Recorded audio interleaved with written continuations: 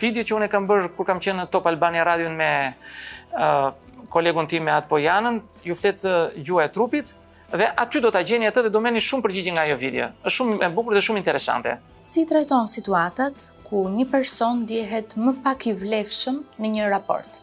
Dëgjoj, pyetja është interesante.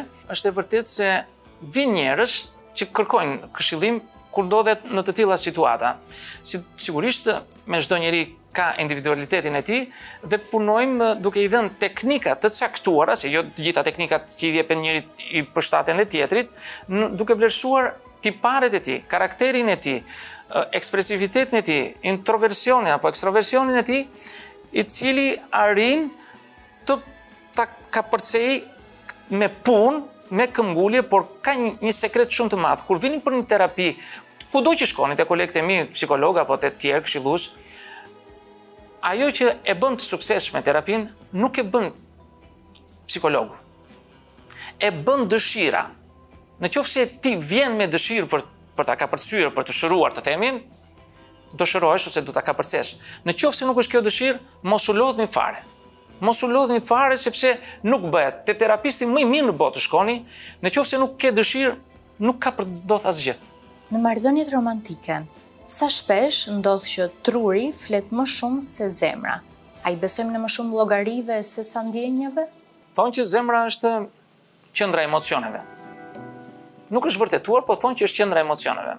Megjithatë, kur dy njerëz bashkohen, ka qëllime të ndryshme. Disa njerëz afrohen për qëllime seksuale, për të marrë kënaqësinë seksuale. Disa afrohen për një bashkim afatgjatë.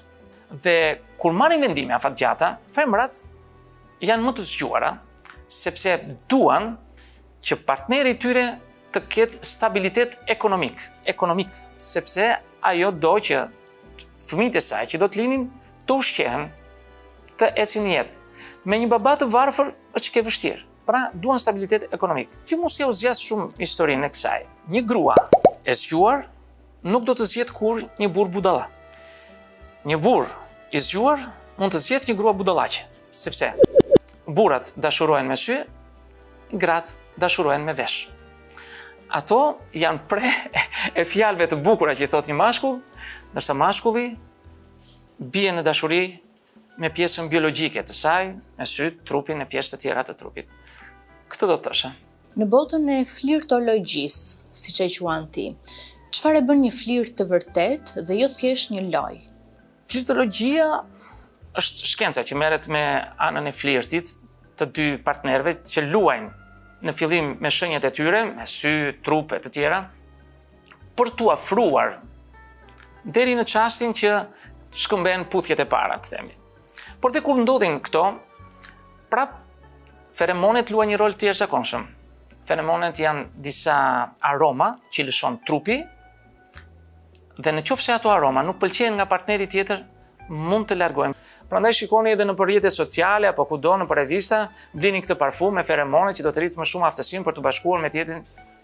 Nuk e di sa e vërtetë është, por se besoj që të ndodh kjo. Megjithatë, te kafshët është e zhvilluar. Po të shikoni dy kafshë para se të çiftësohen, ata e marrin aromë njëri tjetrit dhe pastaj kryejnë aktin. Te njerëzit ndodh ndryshe. Por të gjithë ta përmbledhim të gjithë këtë. Si loja e flirtit, si buzëqeshjet, si përkëdheljet, si afrimet me njëri tjetrit, dashuria në fund të fundit është një lojë që e ka krijuar natyra, Perëndia, e thoni si të doni, vetëm e vetëm për të mbajtur gjallë specien tonë njerëzore.